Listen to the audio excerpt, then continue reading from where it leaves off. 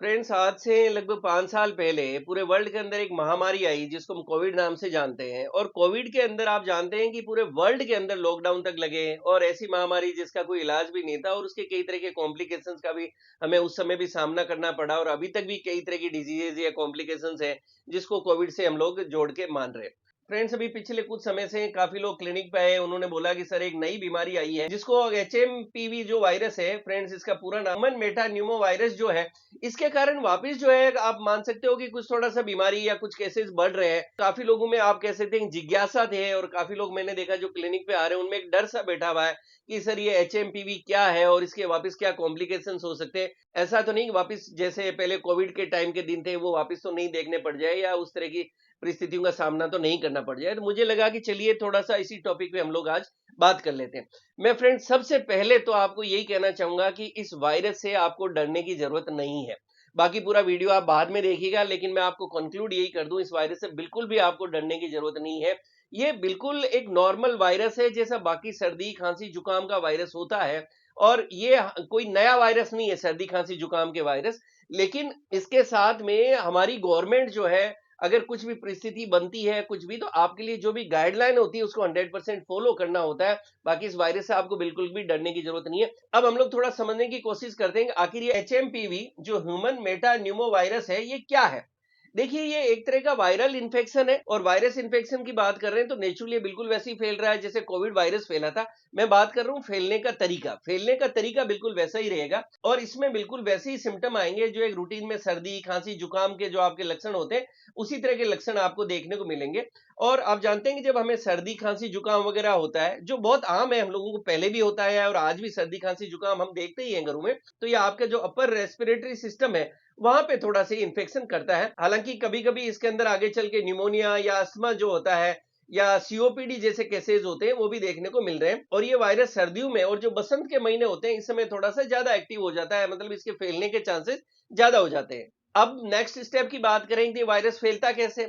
ये वायरस बिल्कुल ऐसे ही फैलता है जैसे सर्दी खांसी जुकाम से पहले आपको कोविड फैल रहा था, उसी तरह से ये वायरस फैल रहा है। लेकिन वायरस से आपको डरने की जरूरत नहीं है, क्योंकि ये बिल्कुल वही सर्दी खांसी जुकाम कर रहा है जो रूटीन के अंदर होता है। बस इस वायरस का नाम जो है वो एचएमपीवी हो गया है।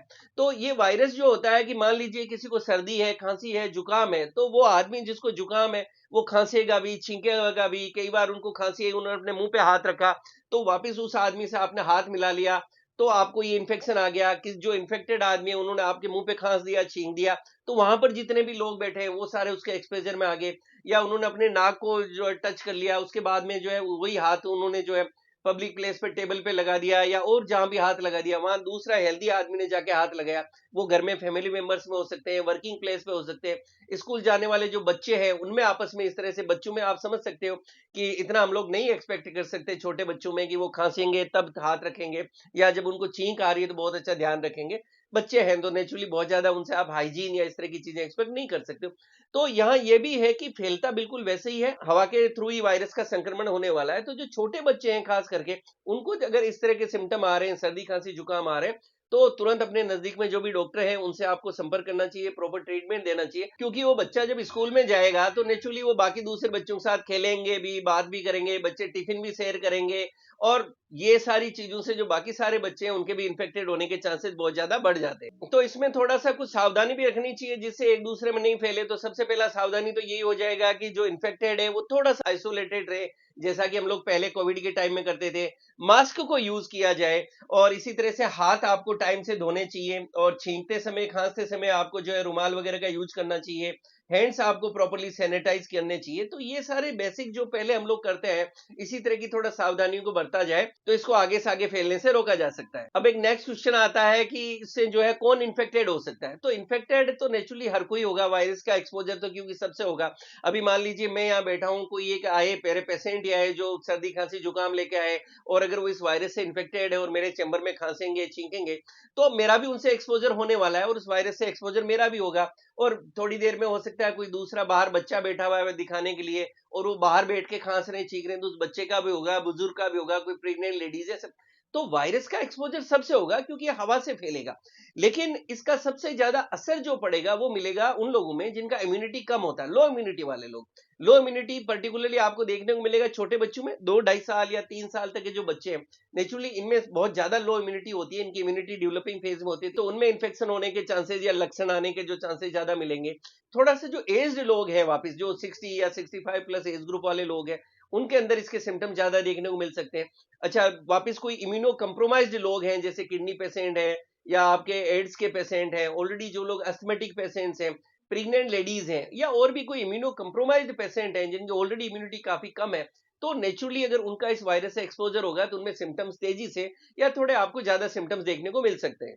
अब हम इसके ट्रीटमेंट की बात करेंगे साहब। ये सारे तो बात होगी कि ये सिम्टम्स भी देखने को मिलेंगे, ये वायरस है, किस तरह से फैलता है, सब समझ गए। लेकिन अगर वो इन्फेक्टेड हो गया तो ट्रीटमेंट क्या है? देखिए, अभी तक जो भी मैं स्टडीज देख रहा था और काफी चीजें देख रहा था, तो इसको बहुत सीरियस वायरस नहीं माना गया। ठीक है, तेजी से फैल रहा है, सिम्टम्स आ रहे हैं, लक्षण आ रहे हैं, पर बहुत ज्यादा जानलेवा या बहुत ज्यादा डर वाली कोई बात नहीं है। तो ये जरूर है कि जो भी अगर कोई इन्फेक्टेड हो गया तो उसको आइसोलेटेड रहना चाहिए, और जो गवर्नमेंट की गाइडलाइन समय समय पे अगर कोई जारी की जाती है इसके लिए, तो उसको फॉलो किया जाना चाहिए और तुरंत अपने डॉक्टर के आपको कांटेक्ट में रहना है। एज सच इसके लिए अभी कोई पर्टिकुलरली कोई वैक्सीन की बात नहीं की गई है या कोई पर्टिकुलर ट्रीटमेंट की नहीं बात की गई, क्योंकि ये सिम्टम्स या लक्षणों के ऊपर आधारित इसका ट्रीटमेंट माना गया कि जिसमें जो सिम्टम्स आएंगे, जो लक्षण आएंगे, उसके अकॉर्डिंगली मेडिसिन दी जाएगी, थोड़ा रेस्ट करेंगे, हेल्दी डाइट वगैरह लेंगे, आप अपनी डॉक्टर की गाइडलाइन को फॉलो करेंगे तो बिल्कुल आप ठीक हो जाएंगे। बिल्कुल भी घबराने की या कोई टेंशन की बात नहीं है।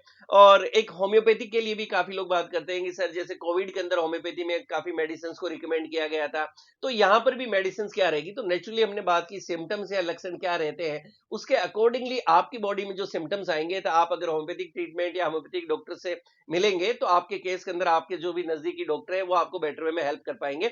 और रूटीन के अंदर आप जानते हैं कि कोई भी वायरस होता है या जो वायरल डिजीजेज होती है, इसके अंदर हमारे होम्योपैथी में एक प्रिवेंटिव मेडिसिन भी है जिसको हम लोग रिकमेंड करते हैं, और वो मेडिसिन है इन्फ्लुएंजिनम। फ्रेंड्स, इन्फ्लुएंजिनम को रूटीन के अंदर भी, यही नहीं, कोई भी जब लगता है सर्दी खांसी जुकाम के केसेस वगैरह बढ़ रहे हैं, या वो लोग जो बार बार जिनको सर्दी खांसी जुकाम होता रहता है, तो ऐसे लोगों में हम लोग इन्फ्लुएंजिनम 200 की एक डोज देते हैं, और इसको महीने में एक बार रिपीट किया जा सकता है। बड़े हैं और उसको डायरेक्ट ड्रॉप्स में दे रहे हैं तो 2 बूंद डायरेक्टली टंग पे दी जा सकती है। छोटे बच्चों को एक ड्रॉप जो है 1 चम्मच पानी में मिक्स करके महीने में एक बार दी जा सकती है। तो ये मेडिसिन काफी हद तक जो है आपकी इम्यूनिटी बढ़ाने के अंदर मदद करती है, जो भी इस तरह की वायरल डिजीजेज होती है उसके लिए। और बाकी medicine as per need, as per symptoms आपके डॉक्टर आपके लिए प्रिस्क्राइब कर सकते हैं। फ्रेंड्स, इस वीडियो में मैंने कोशिश की है कि अभी जो लोगों में एक डर बैठा हुआ है, या मैं कहूँ कि काफी लोग जो उत्सुक हैं जानने के लिए कि ये HMPV क्या है, तो उसके बारे में मैंने आपको एक जानकारी देने की कोशिश की है। और लास्ट में यही कहूंगा, डरने की जरूरत नहीं है, घबराने की जरूरत नहीं है, बस सावधानी रखें और गवर्नमेंट की अगर कोई गाइडलाइन आती है उसको फॉलो करें। आपके शरीर में कोई भी सिम्टम या लक्षण आते हैं तो अपने नजदीक में डॉक्टर से जाके मिले और उनकी गाइडलाइन को फॉलो करें, आप बिल्कुल ठीक हो जाएंगे। Thank you so much.